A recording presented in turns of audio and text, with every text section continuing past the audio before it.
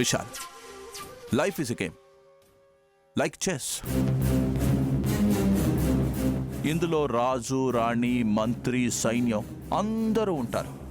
కానీ వాటితో ఆడే చెయ్యి ఒకటి ఉంటుంది.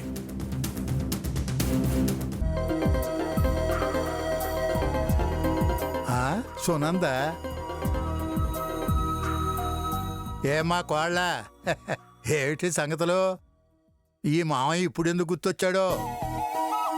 ఏముంది మావయ్య, నా మనవరాలి పెళ్ళి, రమ్మని పిలుద్దామని ఫోన్ చేశాను. మనవరాలు పెళ్లికి రాకుండా ఎలా ఉంటానమ్మా? తప్పకుండా వస్తా. మా తరఫున పెద్దవాళ్ళు అయినవాళ్ళు అంటే మీరే కదా మావయ్య ఉన్నారు. మీరొస్తే బాగుంటుంది అని. నా మనవరాలు పెళ్లికి నేను రాకుండా ఎలా ఉంటానమ్మా? ఇంతకీ ఎక్కడున్నారు మావయ్య మీరు? ఇంకెక్కడుంటానమ్మా, మా పాణిగాడి ఇంట్లోనే. ఇదిగో మనవరాలతో మాట్లాడుతున్నా. ఏంటి, పాణి భార్య ఉందా అక్కడ? అవునమ్మా. సరే, తనకోసారి ఫోన్ ఇవ్వండి. సరేనమ్మా. అమ్మాయి సునంద మాట్లాడుతుందంట. హలో మావయ్య గారు మీరు కూడా అక్కడే ఉన్నారని చెప్తే చాలా సంతోషం వేసింది. ఎలా ఉన్నారు? బాగున్నానండి. పాణికి ఇంకా నా మీద కోపం పోయినట్లేదు.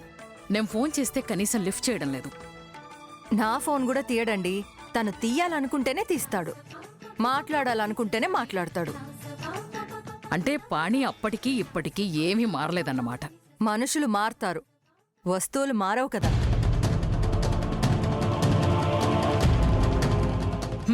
నీ బాధ నాకు అర్థమైంది. సరే, నా మనవరాలి పెళ్లికి తప్పకుండా రావాలి. ట్రై చేస్తానండి.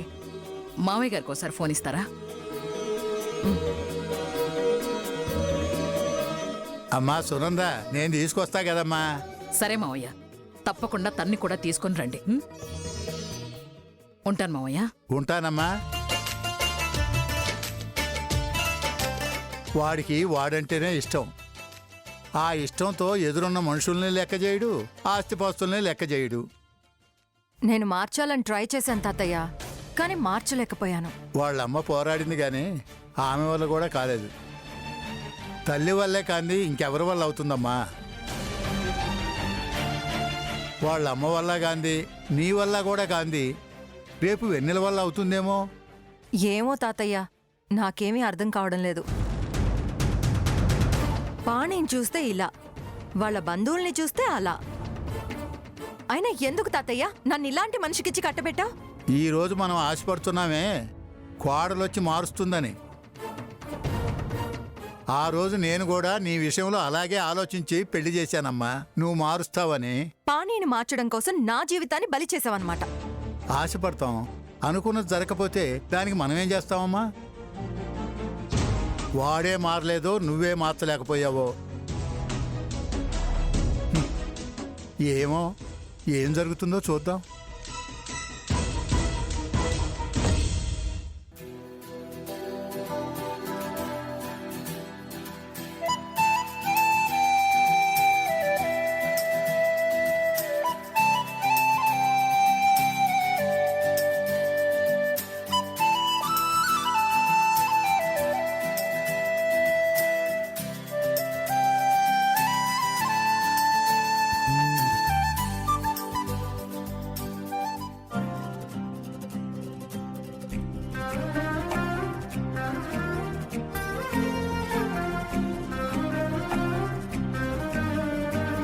వెనలా, ఎవరి కోసం వెయిట్ చేస్తున్నావు?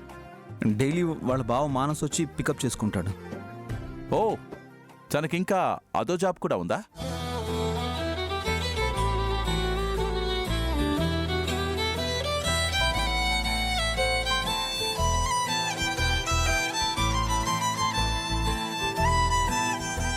Hi sir.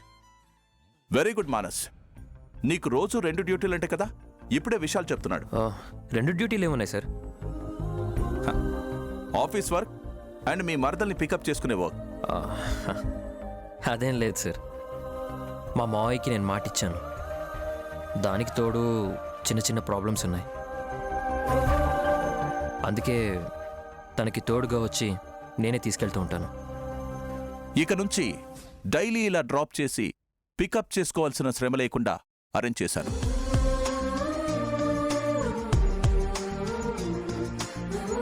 ఇక నుంచి హ్యాపీగా నీ మరదలతో నువ్వు ఇక్కడే హ్యాపీగా వర్క్ చేసుకోవచ్చు.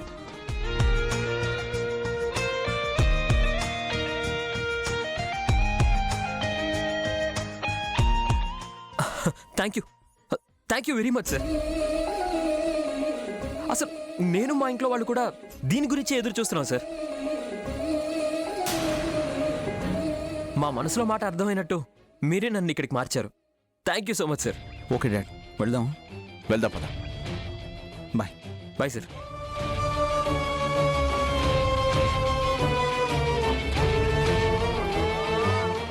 Thank you sir. Thank you so much. All the best. Gift బాగుందా? అసలు నాకు ఇది చాలా చాలా పెద్ద గిఫ్ట్ సార్ ఇది. Okay, take care. బావా కంగ్రాట్స్, మొత్తం మీద మా బ్రాంచ్కి వచ్చేసావుగా. నేను రాలేదు, సరే తీసుకొచ్చారు. ఏమైనా ఇక నుంచి మనం కలిసి వర్క్ చేస్తున్నాం. సరే పద. పద.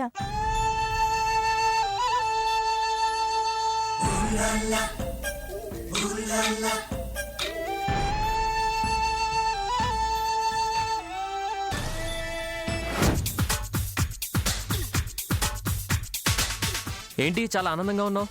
అదే బావా, విశాల్ కూడా నాకు బావ అవుతాడు. మా అమ్మ వాళ్ళ తమ్ముడు కొడుకు. పానీ గారు నాకు మావయ్య అవుతారు. కానీ మావయ్యని ఆయన్ని పిలవాలంటే నాకు భయంగా ఉంది.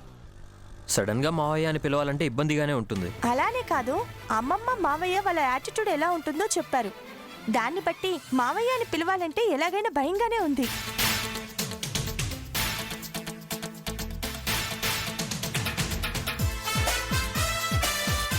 బావా ఒకసారి ఆపు. ఆపు బావా. ఏంటి వెనెలా? బావా ప్లీజ్ ఆపు.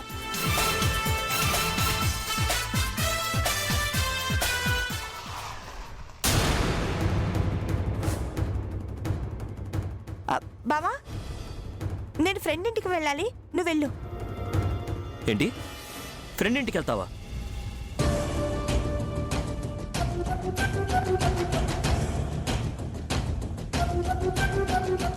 ఏంటి ఫ్రెండ్ ఇంటికి వెళ్తావా? అదేం కుదరదు. నేను ఒక ఇంపార్టెంట్ పని మీద వెళ్తున్నాను, కలిసి వెంటనే వచ్చేస్తాను. నోనో, సాంబి కూడా లేడు. నిన్ను ఇలా ఒంటరిగా పంపించానంటే నాన్నమ్మ ఒప్పుకోరు. లేదు బావా, నేను వెళ్ళాలి. వద్దని చెప్తున్నాను కదా. నువ్వు ఇలా ఒంటరిగా వెళ్ళి ఏమైనా ప్రాబ్లమ్స్ వచ్చాయంటే వాళ్ళందరూ నన్ను తిడతారు. వాళ్ళు తిడతారనే కాదు, నాకు కూడా ఇష్టం లేదు నువ్వు ఇలా ఒంటరిగా వెళ్ళడం. ఇప్పుడేంటి, నేను ఇలా వెళ్తే ఎవరైనా నన్ను గుర్తుపడతారంటావు. వాళ్ళ వల్ల నాకు ప్రాబ్లం వస్తుంది అంటావు, అంతే కదా? నువ్వు భయపడాల్సిన పనేం లేదు.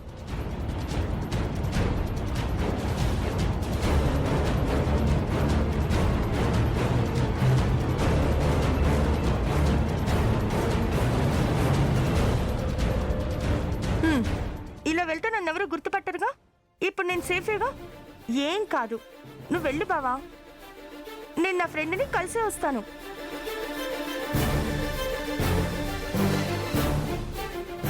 సరే జాగ్రత్త. నువ్వు ఇంటికి రాగానే ఫోన్ చేయి, లేదంటే నువ్వు ఇంటికి వెళ్ళావా లేదా అని నాకు టెన్షన్గా ఉంటుంది. ఓకే బావా, తప్పకుండా చేస్తాను. బాయ్.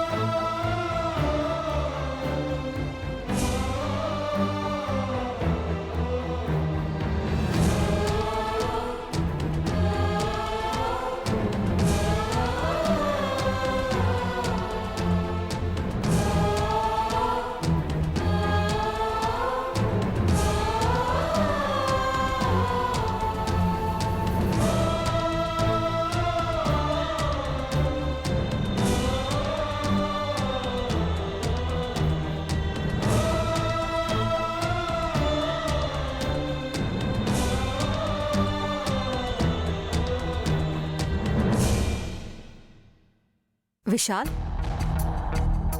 ఏంట్రా అంత కోపంగా లోపలికొచ్చావు? అంతకంటే ఏం చేయలేకపోతున్నాను మామ్. ఏమైందిరా? ఏమైందా? డాడ్ ఏం చేశారో తెలుసా? ఎందుకు మామ్ ఇక్కడికి వచ్చింది? నేను ప్రేమించాను అన్నాను, కాదు అన్నారు, కుదరదు అన్నారు. సరే, నా ప్రయత్నం ఏదో నేను చేసుకుంటాను అన్నాను. ఎందుకు వచ్చి డిస్టర్బ్ చేయడం? అసలు ఏమైందో చెప్పకుండా ఏంట్రా ఇదంతా? మార్నింగ్ డాడ్ వేరే బ్రాంచ్కి వెళ్ళారంట. అక్కడికి వెళ్ళి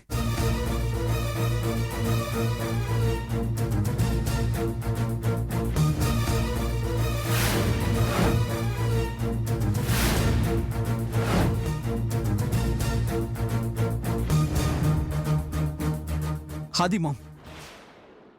సరేరా, మీ డాడీ గురించి వదిలే, నీకు నేను హెల్ప్ చేస్తాను. ఏం హెల్ప్ చేస్తావు మామ్? ఆయన అలా బిహేవ్ చేస్తుంటే నువ్వు మాత్రం నాకేం చేయగలవు? మీ నాన్న ఎప్పుడు అలాగే ఉన్నారా?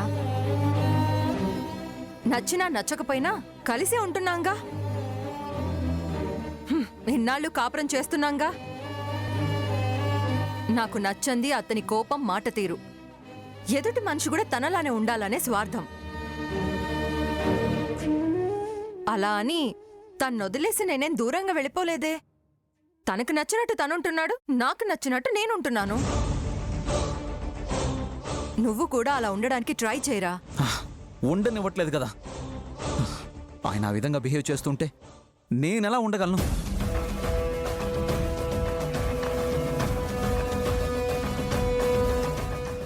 విశాల్, నీకు వెన్నెల కావాలి అంతే కదా? అలాగే నీకు నచ్చినట్టే చేద్దుగాని. టైం అయింది, భోంచేద్దాం పద. వద్దుమా, మనసేం బాగాలేనప్పుడు ఆకలి గుర్తురాదు. ఆయన మీదున్న కోపంతో ఆకలిని ఎందుకు చంపుకుంటావు? మనసే చనిపోతుంటే ఆకలిదే ఉంది మామ్.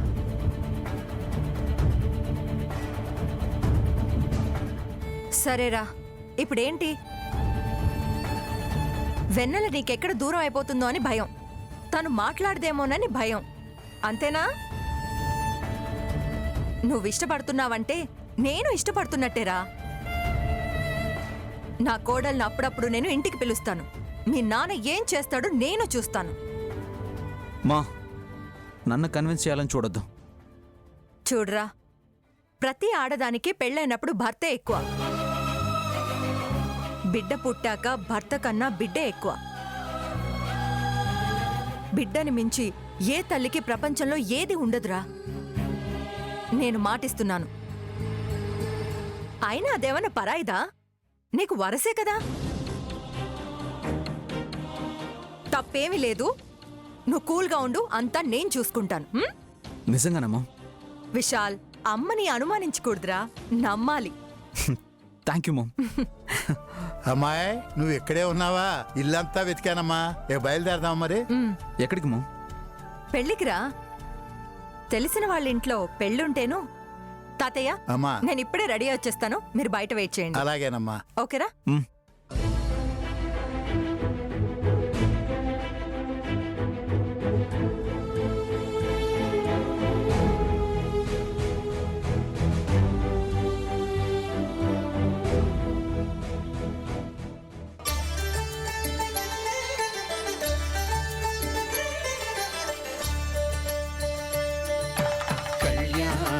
చూతమురారండి, శ్రీ సీతారాముల కళ్యాణం చూతమురారండి.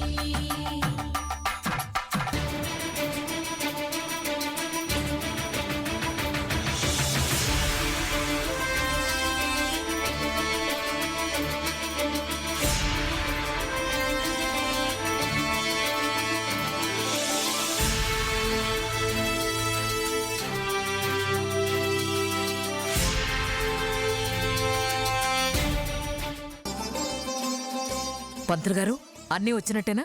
అన్నీ వచ్చినట్టేనమ్మా. పెళ్లి కుమారుడు పెళ్లి కుమార్తె మాత్రమే రావాలి. నమస్కారం అండి. నమస్తే అండి. నమస్కారం. నమస్కారం. నమస్కారం. కూర్చోండి. నమస్కారం. నమస్తే అండి. నమస్కారం. కూర్చోండమ్మా.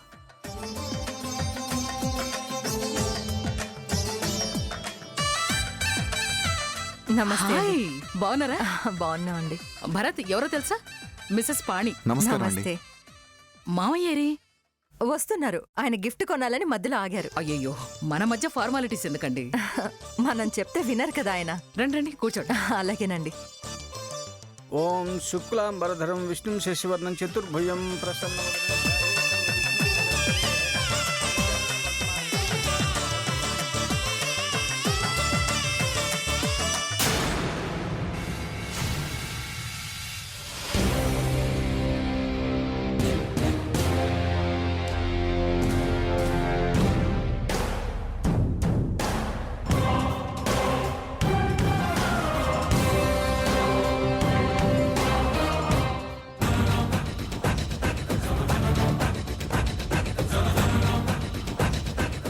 అందరూ అలర్ట్గా ఉండండి.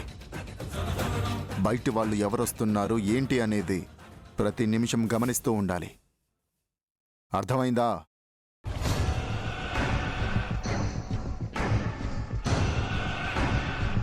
ఈ పెళ్లిలో ఎవరికీ ఇబ్బంది కలగకూడదు. అట్ ద సేమ్ టైం నా అన్న వాళ్ళకి ఎవ్వరికీ ఎలాంటి ప్రమాదం జరగకూడదు. కొత్త వాళ్ళు ఎవరొచ్చినా ప్రాణాలతో తిరిగి వెళ్ళరు మేడం. అలర్ట్గా ఉండండి. Okay madam.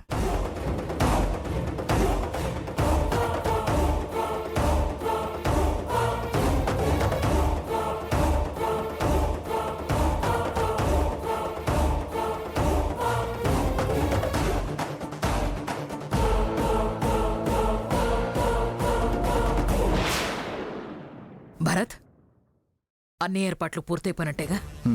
అన్నీ అయిపోయాయి వదినా. ఆ పెద్దిరెడ్డి కుటుంబం విషయంలో జాగ్రత్తగా ఉంటే చాలు. ఆ విషయం మన వాళ్ళకి క్లియర్గా చెప్పాం కదా వదినా. వాళ్ళెవరొచ్చినా ప్రాణాలతో బయటకు వెళ్ళరు. సరే సరే.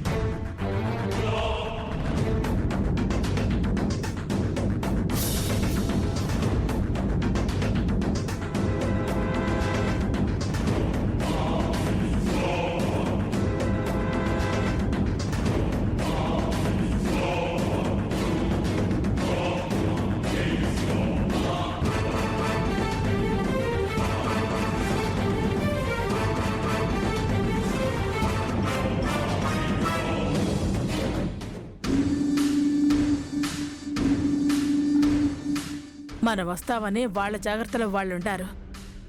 మనం ఇంకా జాగ్రత్తగా ఉండాలి. 4 బాంబులేసి నరుక్కుంటా పోదామమ్మా. దాని పాపానికి పెళ్లికొచ్చిన అమాయకులు ఎందుకు చంపాలా? సందు చూసి ఆ సునందని దాని మనవరాల్ని ఆ భరతగాడిని లేపేద్దాం. అట్టగనమ్మా. పిన్నా, అందరం ఒక చోట ఉండడం మంచిది కాదు.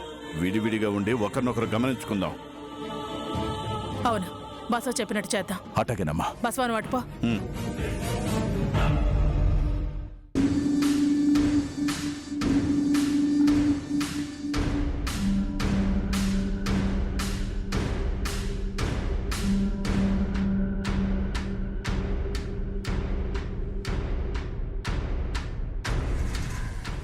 అమ్మా, పెళ్లి కూతురెక్కడా? ఆ గదిలో రెడీ అవుతుందండి.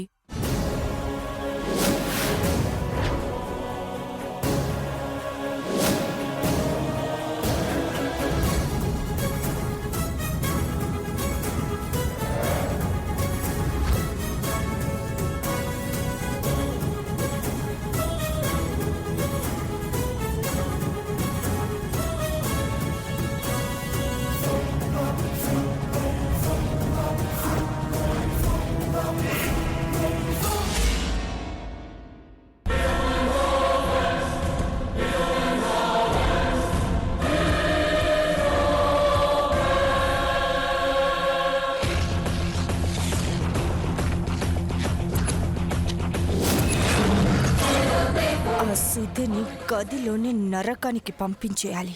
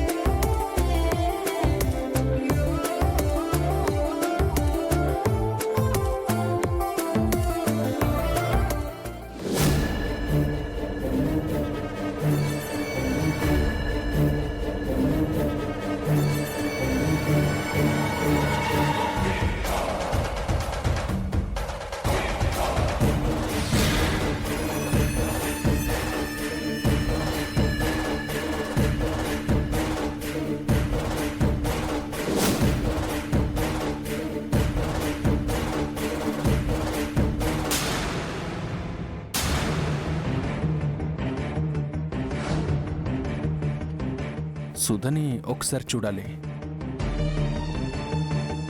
తనుండేది ఈ రూమ్లోనే కదా. ఒక్కసారిగా తన ముందుకెళ్ళి సడన్ సర్ప్రైజ్గా చూస్తే ఎస్